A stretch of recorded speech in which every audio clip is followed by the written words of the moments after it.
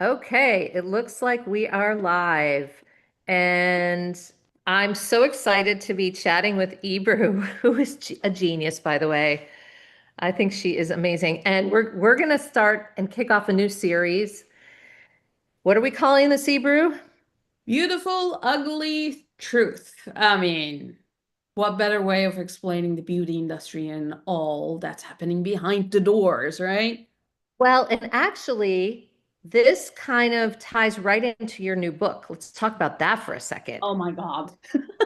The Empire of Mirrors, Expose Beauty Untold. Yes, there's a lot of ugly truths and beautiful realities there. So it's on Amazon. Thank you for mentioning, by the way. And Yep. you know, have you read it yet? I don't. I have, it's not a hefty book, so I think I can just do it in one sitting. So I've been just waiting until I have, but I've flipped through and it looks great.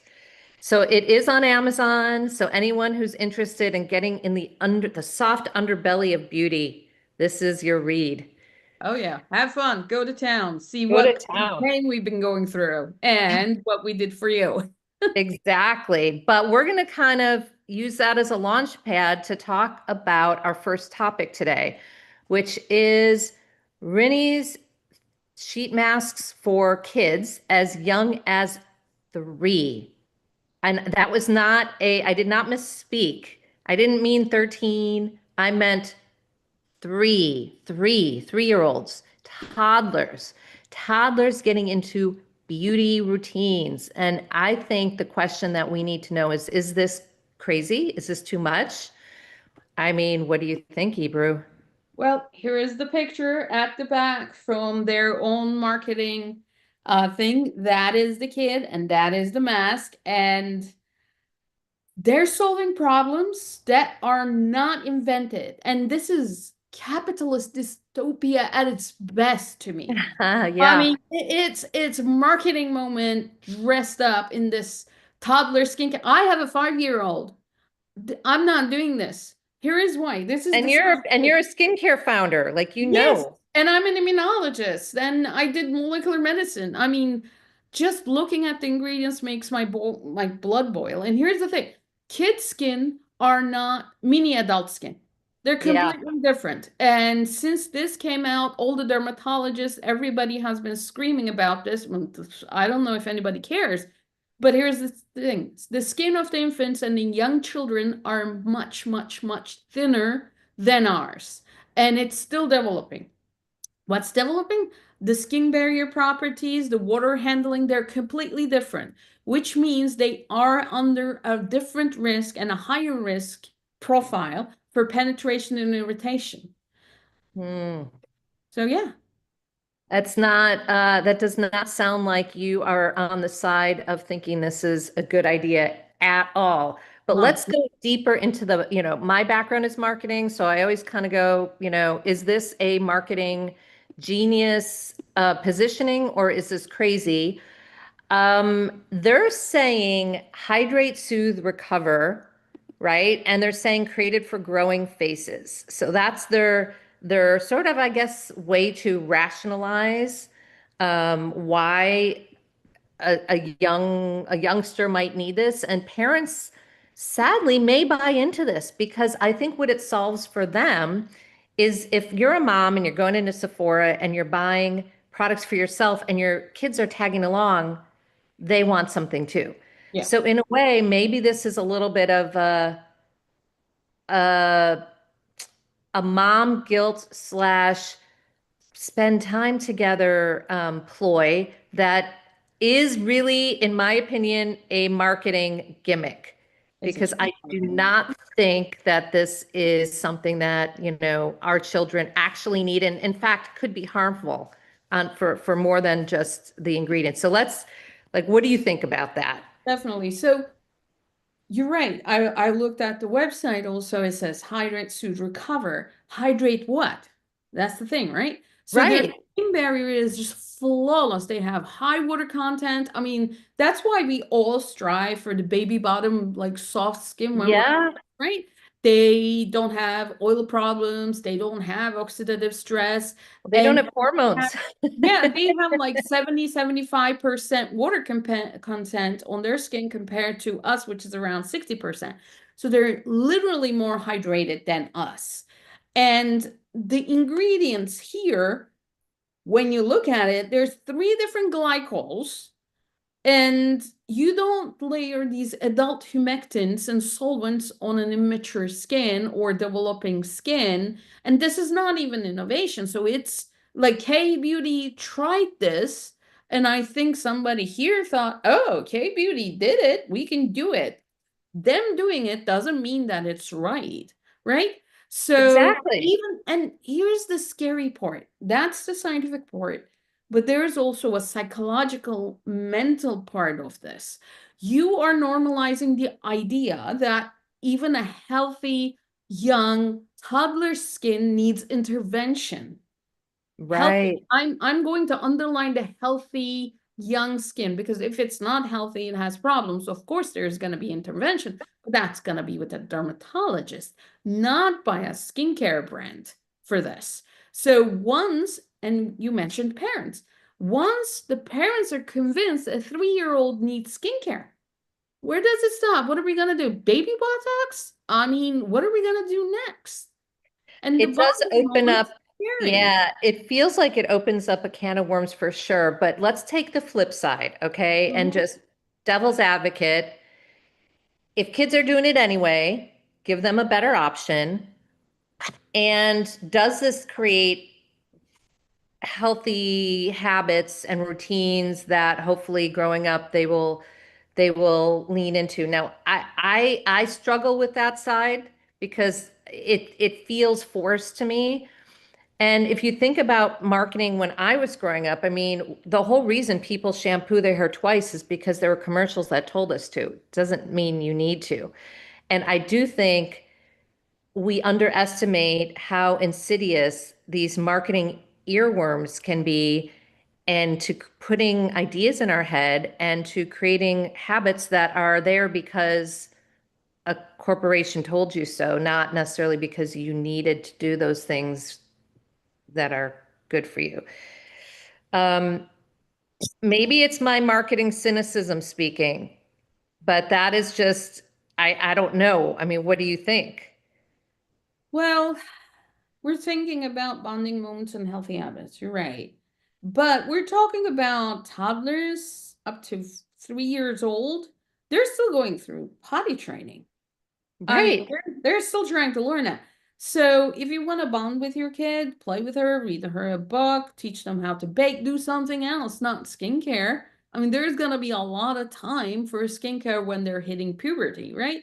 So don't teach them that their skin needs a 15 ingredient or an 8 ingredient intervention before they're potty trained, right? So, Yeah. but the point is, I'm going to give an example from my kid. She's 5 years old. How did we start? We start the teeth brushing, the potty training, the teeth brushing, washing your face, combing your hair. We're going step by step. And she's taking the initiative. She's seeing this like, can I comb my hair myself? Can I do this myself? Can I wash myself, my face? Can Yeah. I use this? And then I say, no, you can't use this right now. Your skin is too thin for this. And she understands when you explain it to her. There is a time and a place for that. You know how, like, for example, can we put a retinol on a teenager? No. Right. What does it do? It hurts them. I can't even put retinol sometimes on my skin. It dries me, you know? Yeah. So that kind of thing. Yeah, those are really valid points. Now, if you're the brand, you must have tested this, right?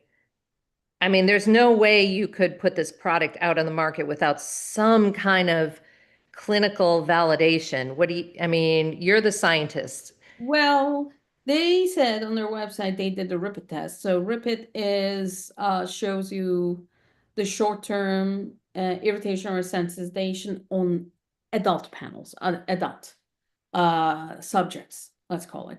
So that's when the dermatologist comes in, and these tests are done under their you know, Oversight. yes, oversight. Sorry about that.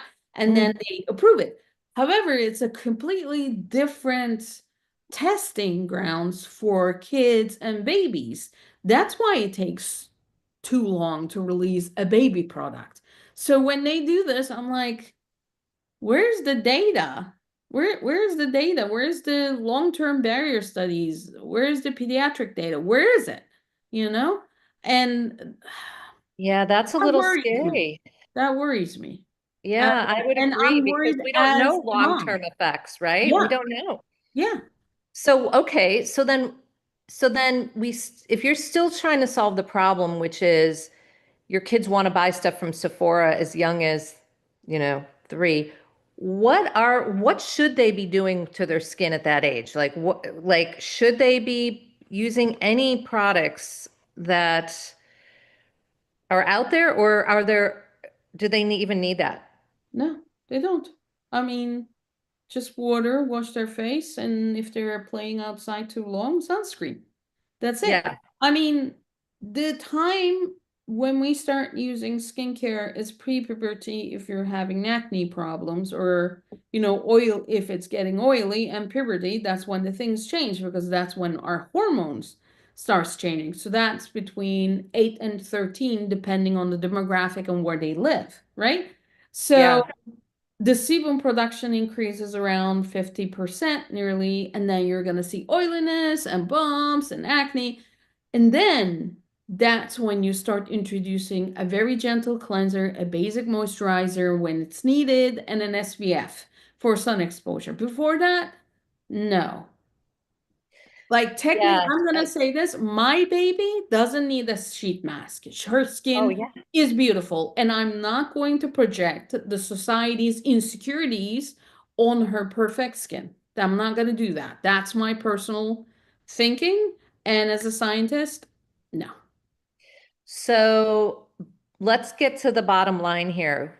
Um, Good, bad, who wins, who loses? Where do you net out with this one? I think it's clear, but just summarize it Oh, maybe. branding wise, she got the best PR ever. Yes, she did get a lot of PR. A lot of And PR. some people say there is no bad PR, right? Was it Andy Warhol? He said Yeah, everybody's gonna be famous for 15 15 minutes. minutes, but there's Yeah, also that saying when you work in the industry that, any PR is good PR. exactly. So they're talking But about you. parents, us parents, we always want to do the best for our kids, right? We want to get the best shampoo, we want to get the best dresses. And when something like this comes out, the parent in you say, maybe this will work. Her skin is drying and whatnot. But at the long term, parents are gonna get more anxiety. Am I doing the best? Am I doing this? Am I missing here something like we don't have enough anxiety. Kids get nothing because their skin may get compromised. And also on the other end, they may get confused on the self-worth because we're implying them your skin wasn't good enough to start with. You need products. You need Right. this. You need that. Where there's no problem to solve with at that point. So, I mean, we're Well, selling security at that I point. think you're right. And I think beauty is already an industry that feeds off of insecurity. I mean, that Yes. is so much of the beauty industry. And as indie brands, we're constantly trying to reset that and give people products that are actually clean and good for you, and then are not going to dramatically, make you into a different person, but just really enhance your natural beauty. And so it is a little frustrating because it feels like they are trying to capitalize on not just insecurity, but children's insecurity, which is potentially much more harmful in the long run. But I guess time will tell. Maybe we're wrong, and maybe this is going to create a whole generation of like beautiful skin. Um, who knows? Who knows? I think we'll finish up with this topic, and this was great, and we're going to start up a new one in a minute. Thanks.